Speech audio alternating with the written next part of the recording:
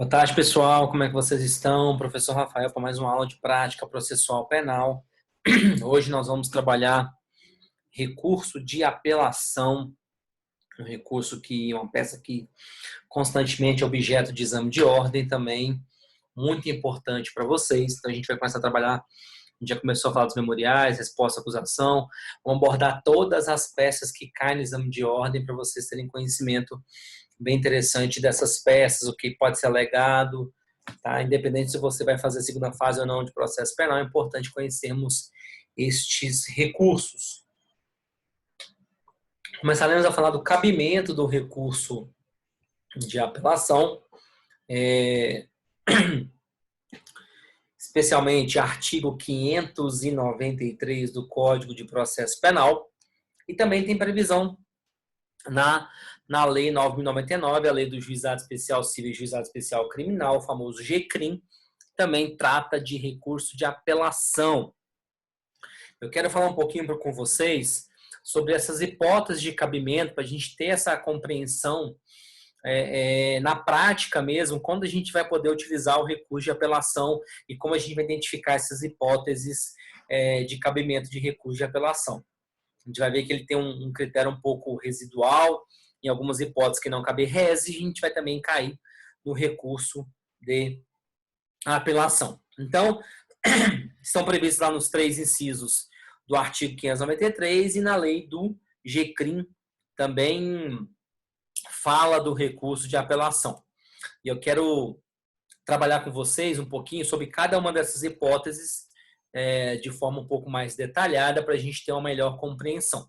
Está lá inciso 1, está tendo o material de vocês aí, cabe apelação das sentenças definitivas de condenação ou absolvição proferidas pelo juiz singular.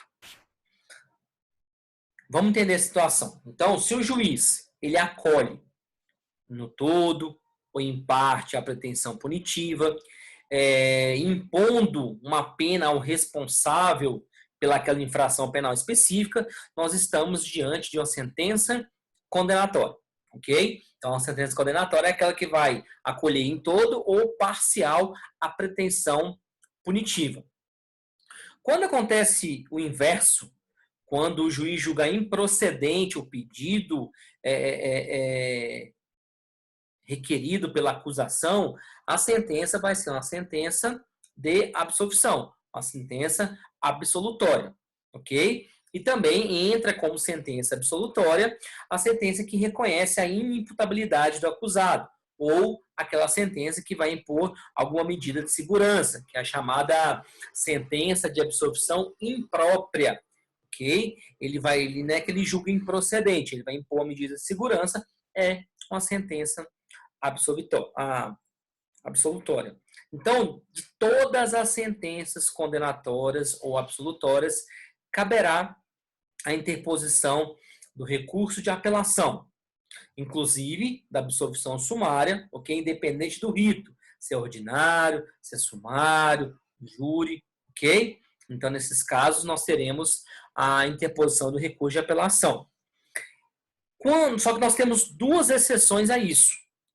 A primeira exceção que nós vamos ter é uma decisão absolutória ou condenatória proferidas pelos tribunais em casos de competência originária. Ou seja, nos casos dos processos que já se iniciam diretamente no tribunal, a sentença absolutória ou condenatória não será atacada via recurso de apelação.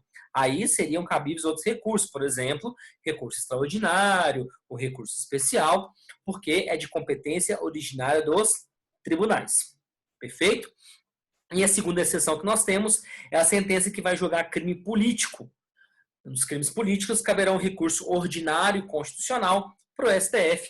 Lá tem previsão no artigo 102 da Constituição Federal, salvo engano, esses 2, a linha B, que fala desse recurso ordinário constitucional para o Supremo Tribunal Federal. Perfeito?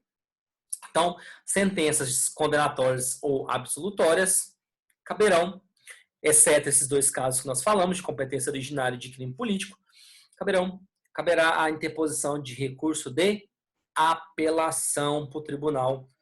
A de quem? Inciso 2.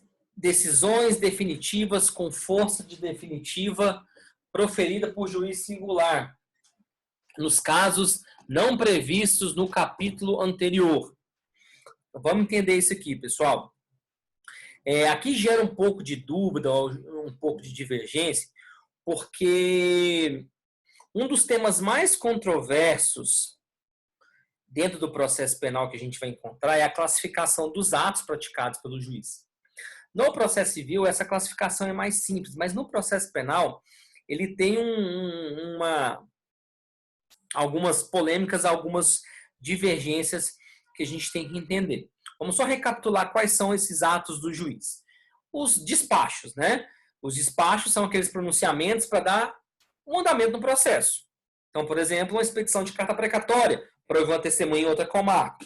Isso, claro, despacho não gera prejuízo e, por consequência, não cabe nenhum tipo de recurso. Tá? É irrecorrível os despachos. Aí, às vezes, perguntado, professor Rafael, mas o juiz marcou a audiência, é o despacho. E se eu já tiver uma audiência marcada naquele dia, não me gerou prejuízo? Pessoal, é só você comunicar ao juiz que marcou a segunda audiência, que já tem a audiência marcada, que ele vai designar uma nova data para isso. Perfeito? E nós temos as chamadas decisões interlocutórias. Elas têm um conteúdo valorativo, mas não decide o mérito. Ok? O que a decisão interlocutória resolve? Ele vai solucionar questões relativas à regularidade e à marcha processual, mas sem entrar no mérito ou põe fim ao processo. Ok? Então, neste caso, ele não resolve o mérito em si. Perfeito? Por exemplo, decisão de pronúncia, uma rejeição de denúncia, ok? São decisões interlocutórias. Em regra, não vai caber recurso de apelação, ok? Quando que vai caber recurso de apelação? Quando não for caso, hipótese de recurso em sentido estrito. Então, neste caso aqui, nós só vamos usar apelação se não enquadrar nas hipóteses de recurso estrito, ok? E nós temos as sentenças, que são aqueles atos que solucionam a lide julgando o mérito da minha causa. Né? Então, nós temos sentenças absolutórias, sentenças condenatórias, terminativas de mérito, ok? Por exemplo, nós temos aquelas chamadas decisões definitivas, né, que colocam fim no processo, eles julgam o mérito, mas não condenam nem absolvem o acusado. Por exemplo, uma sentença que analisa a extinção da punibilidade. Uma decisão que vai julgar o incidente de restituição de coisas apreendidas. Ok? Cabe apelação, só se não couber recurso em sentido estrito. Ok? E aqui a gente está falando especialmente das decisões definitivas ou com força de definitivas. Né? As decisões definitivas são decisões terminativas de mérito. Ok? E decisões com forças de definitiva são aquelas chamadas decisões interlocutórias mistas, ok? Então, as decisões interlocutórias mistas e as terminativas de mérito também cabe apelação, salvo se não for cabível recurso em sentido estrito. Então, neste caso, a primeira coisa que a gente tem que fazer, eu tenho que analisar se cabe recurso em sentido estrito. Se não couber recurso em sentido estrito, aí sim caberá apelação. A gente vai falar de recurso em sentido estrito esse semestre, mas só adiantando, as hipóteses de cabimento de recurso em sentido estrito estão lá previstas de forma taxativa no artigo 581. Se não tiver no 581, caberá recurso de apelação. Então, a gente já pode, adiantando, avisando que recurso de apelação, nesse caso, tem um critério residual. Nos casos, inciso 2, nas decisões definitivas ou com força de definitiva, primeiro eu tenho que analisar se cabe rese, recurso em sentido estrito, aí se não for caso de rese, aí sim caberá apelação. Perfeito? Então, primeiro, nesse caso, inciso 2, analisa se está previsto no artigo 581. Se não tiver previsto no 581, aí cabe, que não caberá rese, aí sim caberá recurso de apelação, critério residual, por exclusão, primeiro rese, depois apelação. Vamos dar alguns exemplos aí de sentenças de decisões definitivas, né? A gente já citou algumas. A sentença que vai julgar um pedido de restituição de coisas apreendidas. Eu faço um pedido de restituição de coisa apreendida, o juiz vai dar uma decisão. Só fazendo observação, pessoal, se for a decisão do delegado, claro que não vai caber apelação. A medida cabível é um mandado de segurança, ok? Se você foi feito esse pedido junto ao delegado de restituição de coisas, ele não concede, impetra-se mandado de segurança, que a gente também vai trabalhar esse semestre. Uma sentença que, por exemplo, acolhe o pedido de sequestro, uma sentença que concede a reabilitação, ok? Uma sentença que homologa um laudo, por exemplo, de pedido de busca e apreensão em crimes contra a propriedade material, são exemplo de decisões definitivas. E agora, exemplo de decisões com força de definitivas, que são chamadas decisões interlocutórias mistas, das quais cabe apelação. Sentença de impronúncia, lá com força do dispositivo do 416, o CPP. Uma decisão que indefere o pedido de levantamento de sequestro. Vamos dar mais um exemplo. Uma decisão que vai remeter as partes ao juízo civil no pedido de restituição de coisas apreendidas, ok? Então, o que a gente pode entender? Primeiro, despacho de mero expediente e as decisões interlocutórias simples, elas são irrecorríveis. Agora, as decisões interlocutórias mistas, não cabendo rese, cabe recurso de apelação, ok? Inciso 3, das decisões do júri. Aí lá vai me abrir algumas alíneas que são importantes, ok? Que vamos entender algumas questões importantes. O conselho de sentença vai dar o veredito, né?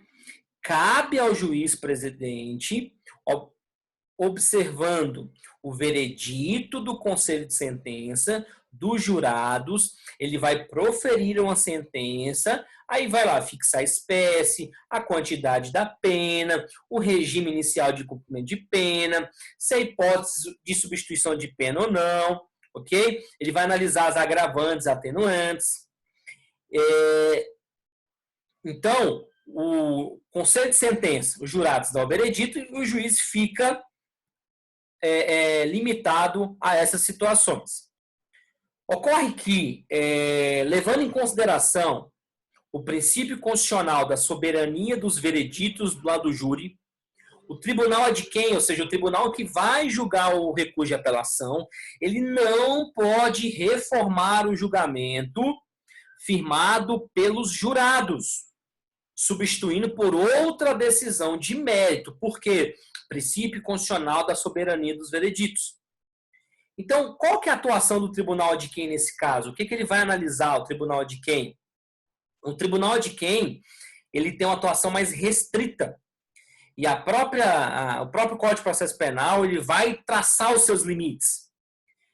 Quais são esses limites? Justamente essas alíneas que nós estamos analisando.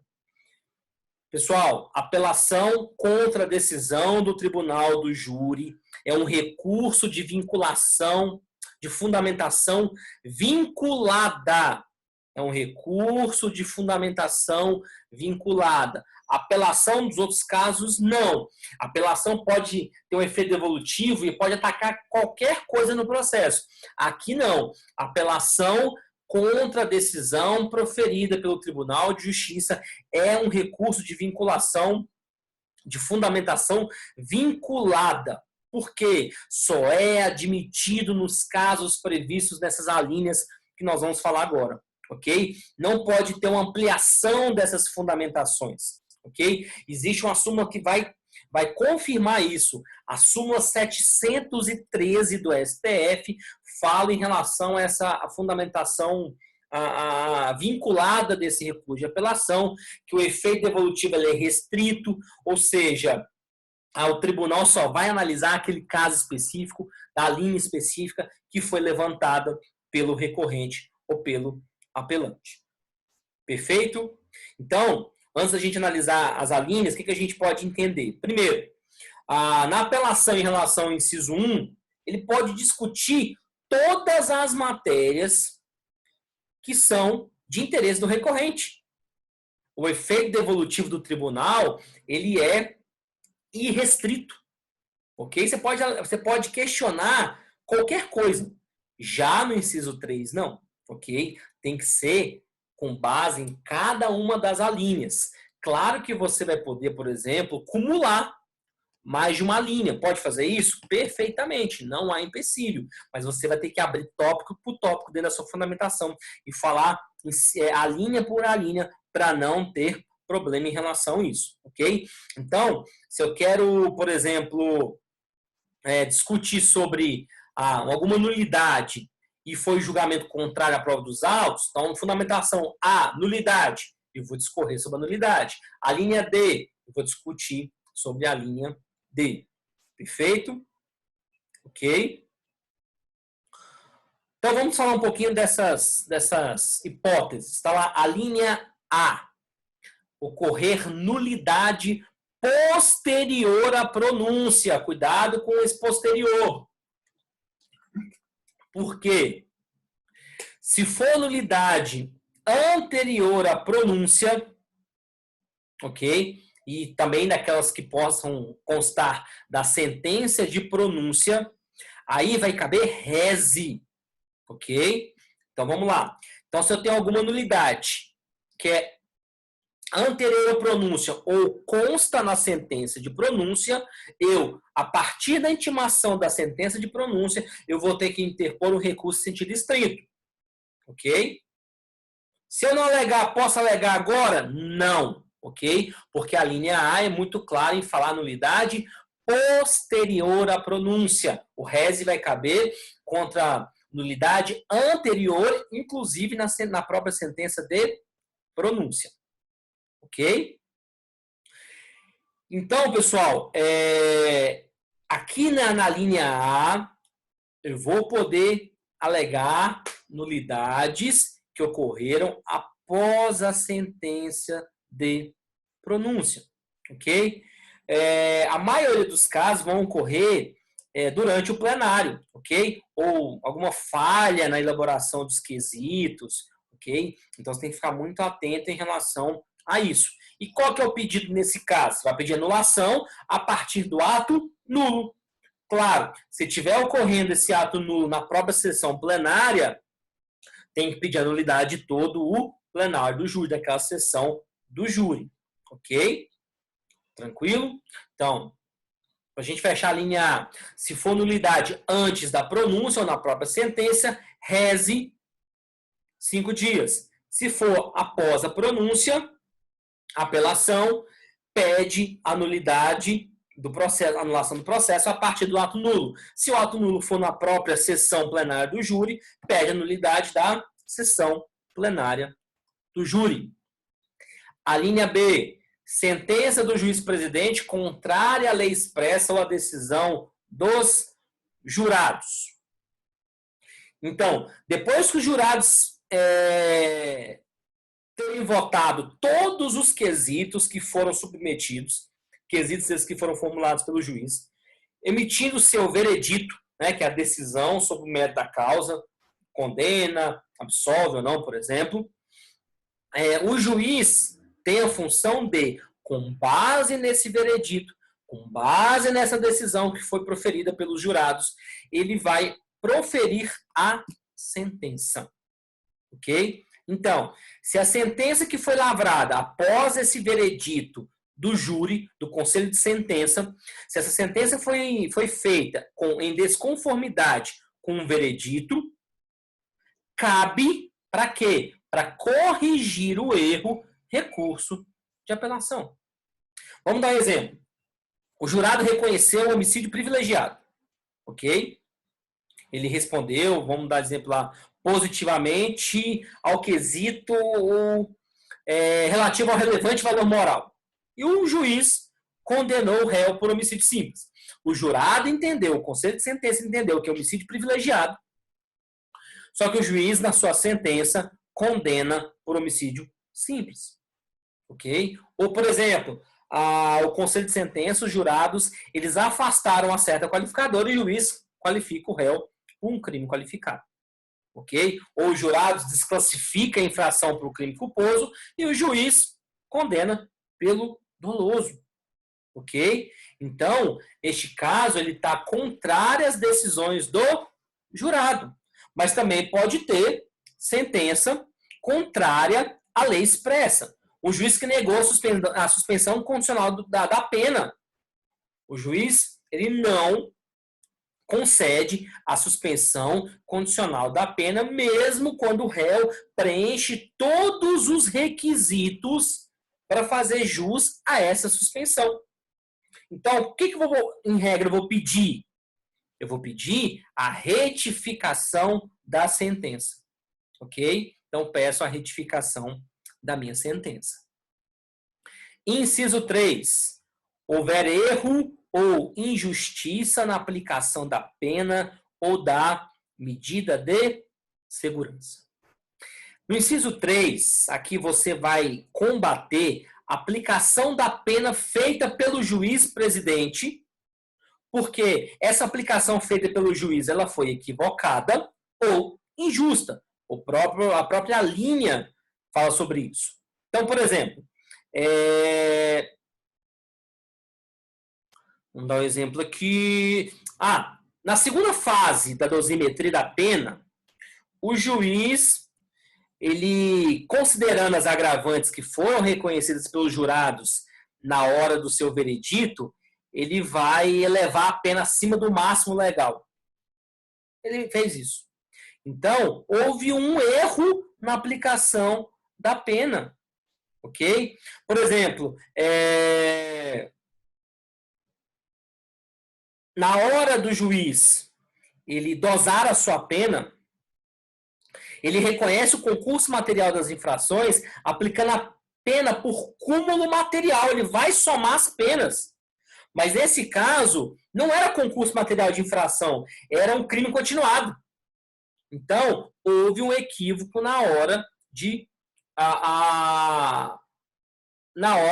dosar a pena, de fazer a dosimetria de pena, aquele cálculo da pena, no sistema trifásico de pena, houve um erro em relação a isso. Ok? Tranquilo? Então, vamos dar outro exemplo que pode enquadrar nessa linha C.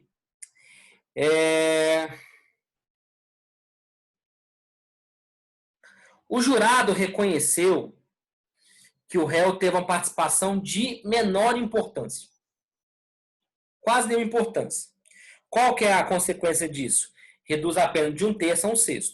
Só que o juiz, quando ele foi sentenciado, ele aplicou a redução mínima de 1/6, sem qualquer explicação. Por que ele reduziu 1/6 e não reduziu 1/3?